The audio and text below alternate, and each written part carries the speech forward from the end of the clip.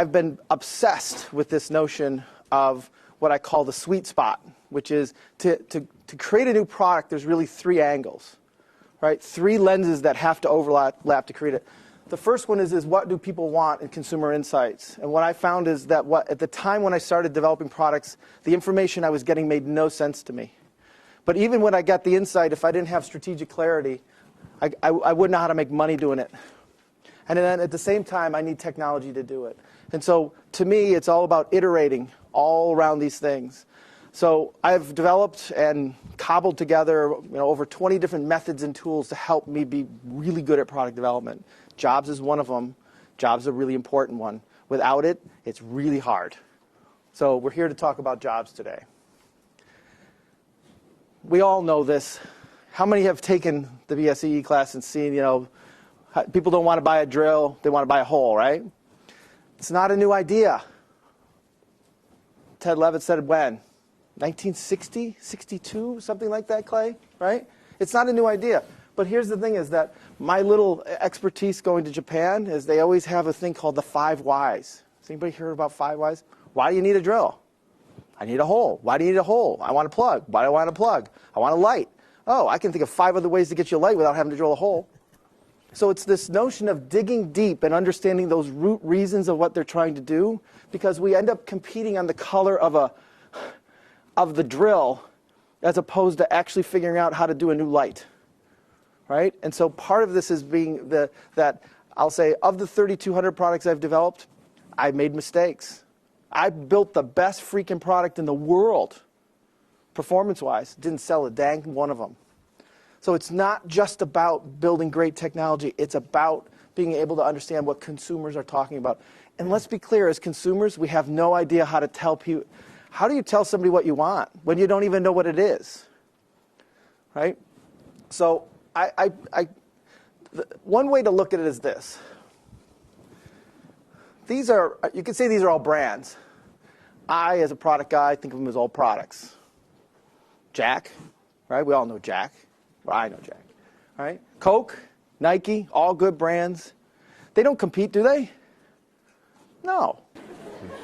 Here's the thing is that when we think about competition to say how do we innovate, we think of the counterpart. Jack and Jim.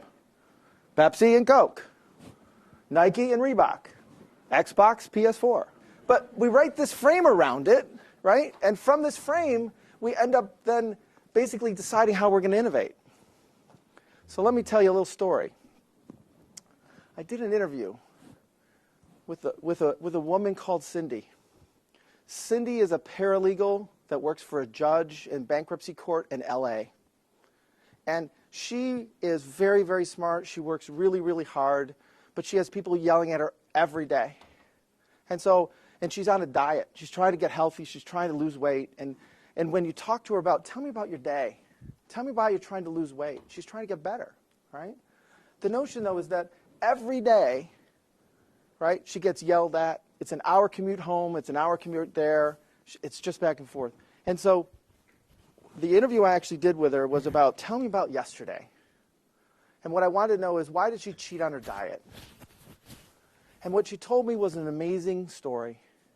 That she said, basically, I had the crappiest day ever. I ran out of willpower. I ran out. I couldn't eat the low-fat cheese that my diet said I should have ate. I actually missed it because somebody was yelling at me. It's just like, and I got home and I sat down and I plugged in the Xbox and I put on Call of Duty and I killed 1 million people, and I felt better. And oh, by the way, I happened to go to the freezer and get a little pint of Ben and Jerry's, and I felt even better. I'm like, wow.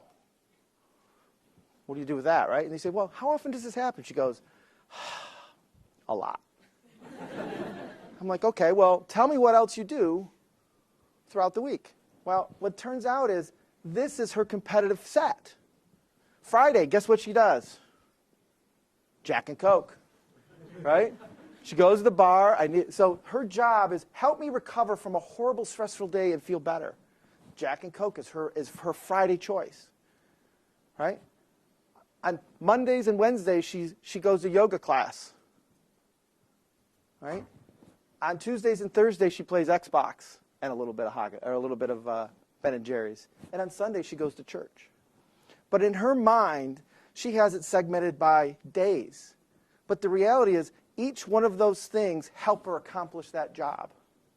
And the more she actually understands that these different things can do it, that I'm not going to innovate this way, but she innovates this way, you can actually, if you look at real growth, it comes from Xbox stealing from Nike.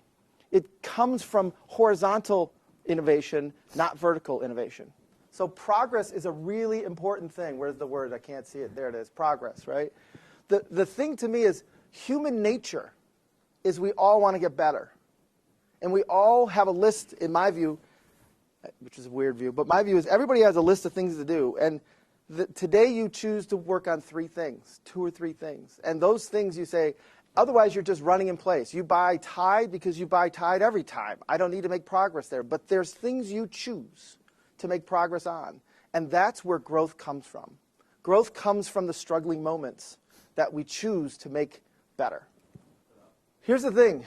I found this. If there's no struggle, there's no growth. They don't care. I can create the best thing in the world and say, look, do you like it? Oh my God, I love this thing. But if they're not struggling, they'll never get it. Think of this. How many times have you seen what's the average time a person sees a car commercial in a week? How many car commercials do you see in a week? Average person. 22. 22 car commercials. When do you notice them? You only notice them when you're looking, when you're struggling to find a new car. Most of the time, it goes right in one ear, or doesn't even register.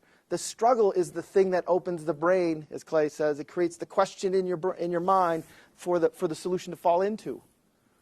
It's very, very important that I'll say this. If I go to interview a bunch of people who buy Tide, and they've been using Tide forever, I can't figure out a dang thing about it. But the reality is if I talk to people who switch from Tide and said, yeah, I was using Tide and now I use this, or I used to use powders and now I use the pods, I can learn more in 10 interviews than in 1,000 surveys. The struggle is it's like the DNA of innovation is tied in their struggle. Okay? The other important part is people. These are people who make choices. I will tell you this. People say, well, what's the job of this or what's the job of that?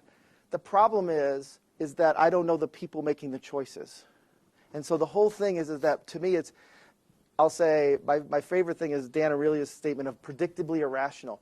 You would be surprised at how, let's talk about shoes for a second. Why people buy shoes? There's so much irrational behavior going on why people buy shoes. It's actually hilarious. But it's very predictable. And the notion is that I can't talk about it in general. It's about very specific situations. But those situations predict out very clearly.